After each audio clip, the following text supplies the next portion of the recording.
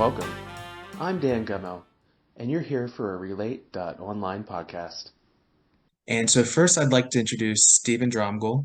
He's the director of Relate, and he encouraged me to remind everyone that he got into counseling originally because of his interest in men's issues before he specifically went into relationships. So I think it's all well, good, and appropriate. So, Stephen?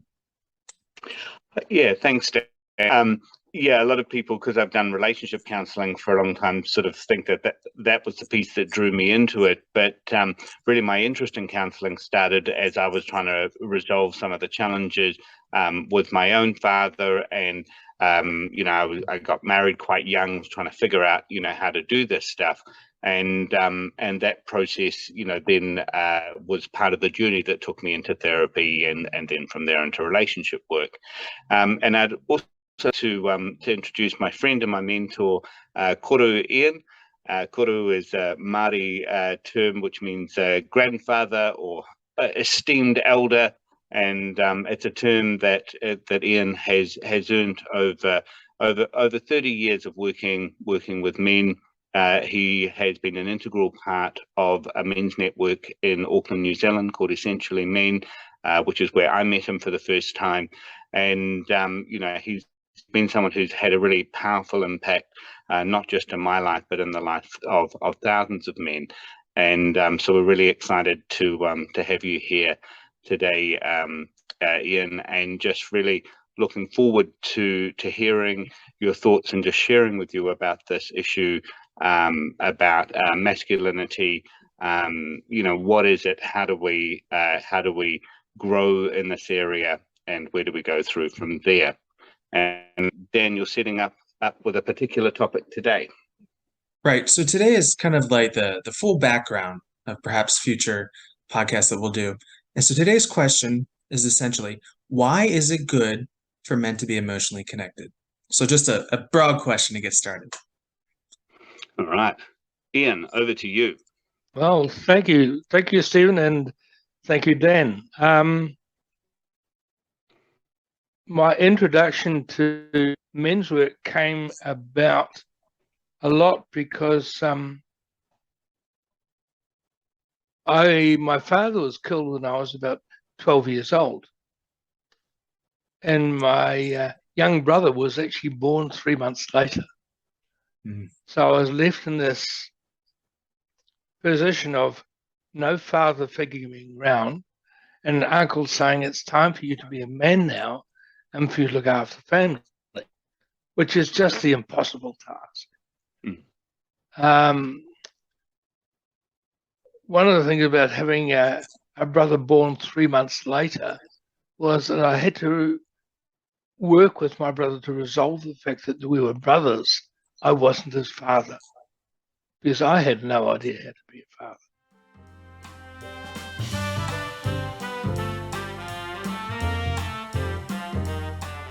And I imagine, when I think about when I was that age, 11, 12, 13, and you're transitioning from that place of being a boy into that space of being a man, that there's that real question of, you're not quite a man, but you're sort of not quite a boy. And so there's this the space of, that kind of question of like, what does it mean to be a real man? How do I do this? You had this kind of impossible load that was being placed on you as a young boy in the process of transitioning into manhood. And I don't know what your experience was, Ian, but for me, it felt like something that was quite impossible. I didn't really know how to bridge that gap. And I think, yeah, I think like a lot of men, I went into trying to fake it, to sort of act like I kind of knew what I was doing when really I had no idea. Stephen, you're right. I was left with this situation. I can remember waking up 3 or 4 mornings after my father was killed, about walking into my mother's bedroom and seeing her sobbing and crying, and realized this is impossible. I can't look after my mother and my 3 sisters at all. And the worst for me was I never actually got to see my father's body at the burial. And I think that trauma is lifelong. So there's that kind of belief, which was really common during the time that you were growing up, that we should shield people from emotion, and because seeing someone in emotion and distress was something that was going to kind of damage children. And I was sort of thinking, for me, like as a young man, there was the feeling that having access to my emotion, like in high school, if you start crying at school, good things are not going to happen to you. It's not like people are going to be sort of emotionally supportive or caring. It's much more likely that you'd be bullied or mocked or those kind of things. And I think this is really a dilemma, for a lot of men. Like, why would we even want to be emotional? That just sounds like a terrible idea. Well, yeah, I quite agree, Stephen. The impact I had after my father's school was about being bullied on my way to school. And here in New Zealand, we've got the Maori people. And it was actually funny, there was the Maori guys that were bullying me.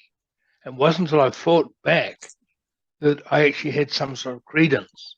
But in a funny way, it was the Maori people that gave me access to my emotional body.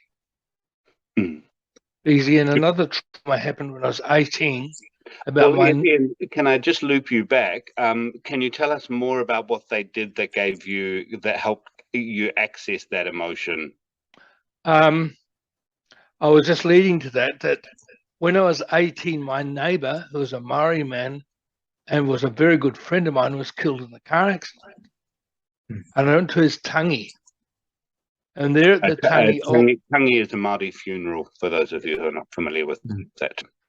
And it was a openness of the crying and of the weeping and all the people, including the men around there, and their ability to actually hold me. I was sitting here with my mother and my sister and allowing me to feel the grief of losing my own father for the first time.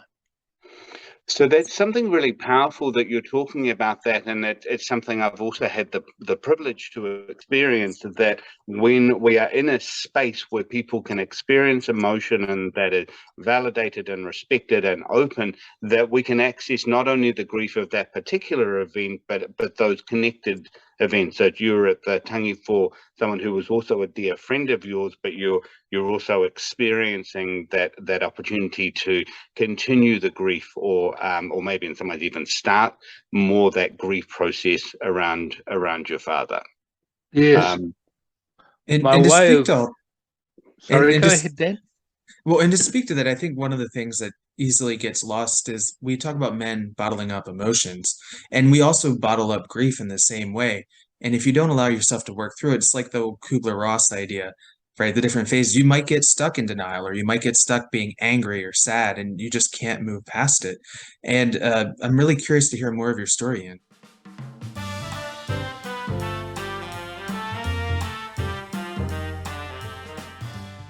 Dan, I used to cry by putting CDs in my car. I had a selection of CDs where music has always moved me. I would actually have CDs that I knew I could cry along in the car while I was driving freely because no one else could see me. And so there's that aspect where it's kind of like it needs to be hidden, or there needs to be some reason, but it's this piece that we do for the part separately. That's right. So I just want to come back to something quickly, because there's a kind of a key point there, because if we're looking at this question of, well, why do we even want to do this emotion? For many men it's uncomfortable. We feel like we need to keep it secret, and so that's kind of a hard thing. But the cost of carrying that emotion is that it's like it's physically kind of embedded in our body, and we know from the research that men die on average 7 years younger than women, and of comparable status, age, health, all of those kind of things. And so there's that kind of wondering, to what extent does that repressed, repressed grief, repressed fear that we carry around in our body, to what extent does that contribute to the stress and literally our early death as a pattern? Any thoughts? Yes. What I learned for myself was, particularly when I started doing essentially men's, was by, quote, acting into the grief and learning to actually be open and expressing it. The relief I personally had from that. And then the advantage I had was other men would take a lead from that, and in the groups actually also express their grief. Mm-hmm. And over a weekend that they did that, I felt for myself, and I could see in the other men, that the results were, I say, astounding, but I would agree with that. I was like, as you were talking, I could kind of feel that excitement. In my work, I tend to basically refer all of my clients to go and attend essentially men or some other related kind of experience, because the idea is to create a space in some ways maybe similar to a tangi, where men can show up, can be real, can be authentic, and be supported with all of their self, including their grief, including their sadness, including their fear, their joy, their anger, all of that stuff. It's this idea that all of you is welcome. And so the privileges of that is, because I'm referring clients who I'm working with on a regular basis, I get to see those guys when they come back after the weekend, and and their partners are going, my God, what happened to this guy? And often they're actually grappling. They know that something significant has happened, and sometimes they don't even have words for it. But it's really, it doesn't feel like an overstatement to say that it's really, that it's transforming, that it's for many men it's a really pivotal kind of opening. And one of the things that I hear a lot is that we have men saying, I wish I'd been able to do this younger. And I mean, you're talking about, I think like you got a early start because you were so in touch with your grief around the loss of your father, and you had the support of, the Maori family next door, and those losses, and so kind of started early. And I think in a lot of ways, I kind of started early as well. But for many men, they're really waiting until their 40s or 50s, and then it's suddenly like they're learning this whole new way of how to be in the world. Well, let me ask a question about that. So often, at least in the United States, and I suspect it's the same there, men often believe that they're weak if they're expressing emotion. And what I'm hearing you both say is it sounds like you found a type of strength. So could you speak a little bit about what you found for yourself and other men as far as a sense of strength, where maybe it's believed to be weakness? Yeah. One of the things I think for most men, we try and deal with the grief and emotions in our heads. Mm. And a big part of working with emotions is allowing our bodies and our hearts to be involved. And this is crucial. Until my body got involved, until my heart got involved in the work, I didn't have the same sense of compassion or knowledge of what went on for children, for women, and that in the world. By getting into this experience in my body of what it felt like in the relief, only then can I speak about it. But it's not an intellectual exercise.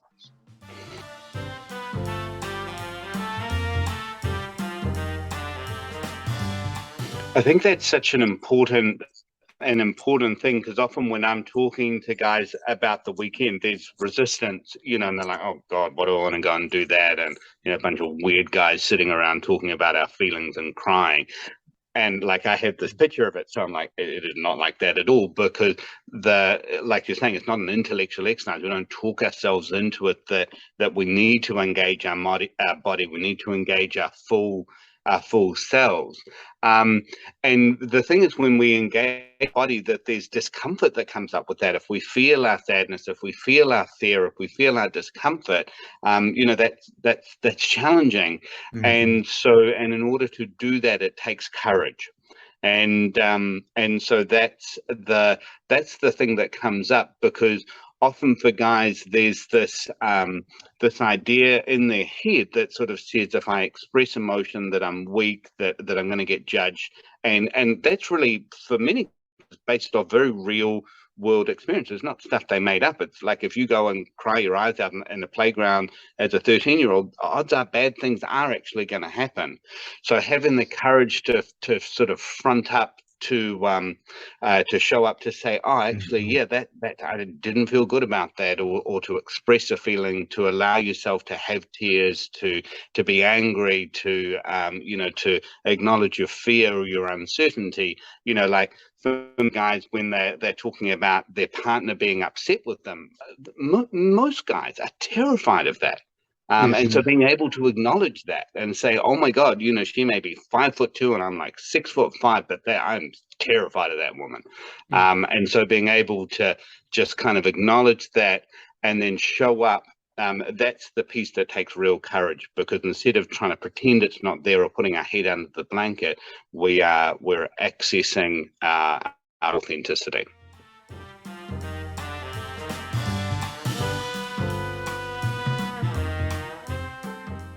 Speaking of that, Stephen, you were talking about courage just there.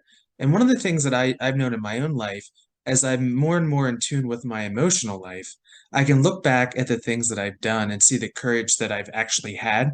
So it allows me to self-validate and feel like the difficult work that I've done in my life is, I can actually appreciate it.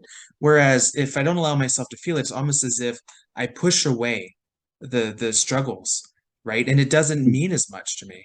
And I'm sure, Ian, you have some really interesting stories to connect with that. Well, I have an interesting story that I'm inclined to tell you about. My father's brother, my uncle, I became very close to. But later on in his life, as things went on, because of my work with other men, I could go round to him, and when he was in trouble, much to my male cousin's surprise, I could go to my uncle, hug him and hold him, and he would cry. And they often said, how can you do that? But it's simply that I'd built trust with men, knew a little bit about working with them, and became very close to my uncle.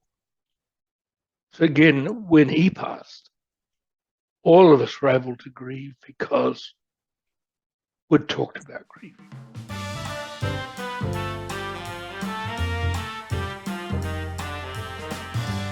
And I just want to pick up on two important things there. So the obvious thing is that you become kind of like a catalyst for change in that context. And so that idea that when you can step into this space, and not only frees you, but it frees other people. But just tying back to what you were saying, Dan, that idea that when we are able to sit with and experience our full self, then there's a self-validation process in that we start to recognize that we are acceptable with all of ourselves.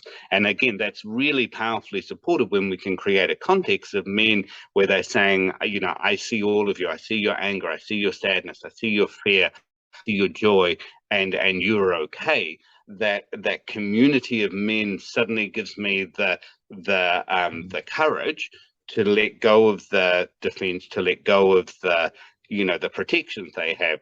And I mean, this is something I experienced because I will often help out, not often, I will regularly, not that frequently, help out as a facilitator on the program. And often I'm doing that with my clients. And so and every time there's an internal challenge of me of saying, okay, drop the professional thing and show up and just be Steve in the circle, in the community of men. And every time I do that, there's a gift for me in that, and there is a gift for the community because they get kind of all of me. That's a good point, Stephen. I've met a lot of men who've come in as professionals into the courses and say, I can't do this. I said, I don't want your professional body here at the moment. I need you here. Mm-hmm. And you to have the experience. Because until you've got an experience in your body, you really can't help anyone else.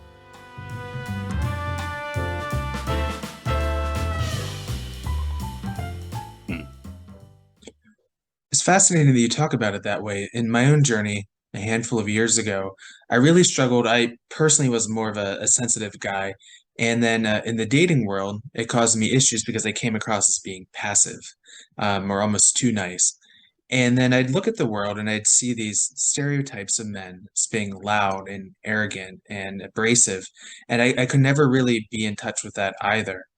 And I know that I guess when my romantic life got better, was right around the same time when I started to really embrace the power that I had and recognize that my own emotional vulnerability is a strength.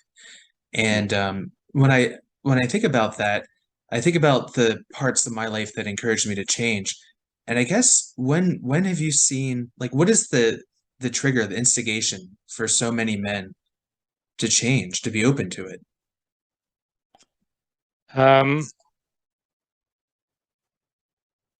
One of the things I've seen and work with, this is personal as well, is that when men in a group start to drop their guard and then are able to take this drop of guard back to their homes, their relationship with their children, their relationships improve incredibly.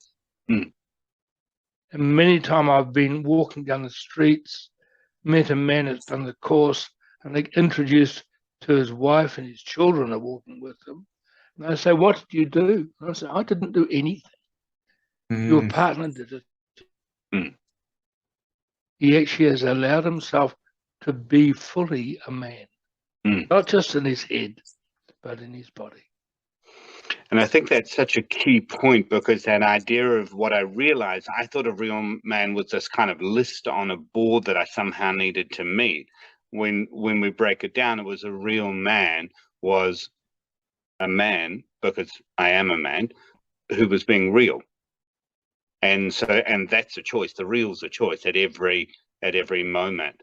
And just talking about that kind of thing of power, I think as men, because we're so used to expressing stuff, to faking stuff, to pretending like stuff isn't there, I think we can get into a really unhealthy kind of a relationship with our own anger.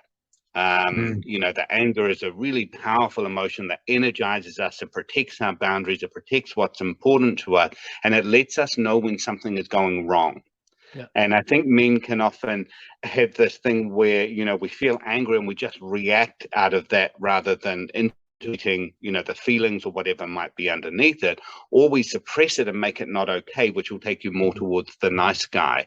Whereas if we can be real and we can have all of ourselves, then that anger becomes an alert that says, whoa, I don't like what's happening. I don't feel comfortable. And we can engage our brain in saying, what's happening? What is the valuable thing that is being threatened here? And then we can learn to take some steps to move towards that. And so then we can bring all of our resources into the relationship. So, if my partner is doing something that is violating the relationship, that's creating unsafety, that doesn't work well for me, that doesn't work well for our children, that doesn't work well for them, if they're accepting something that's unacceptable, our anger is a way that we protect the relationship. And that to kind of be powerful, to be in our strength is a protection for the relationship, rather than just suppressing it and then lashing out or getting depressed because we're just trying to bottle or spending all of our energy to try and contain essentially a warning system. It's an interesting area. What I've found that by being not more in control of my anger, it is control, but by recognizing my anger, I don't suffer from road rage. or rage in families or around people the same anymore. I'm more peaceful. I'm definitely a lot less reactive. Mm. And so these, to me, are the beauties of addressing our emotional life.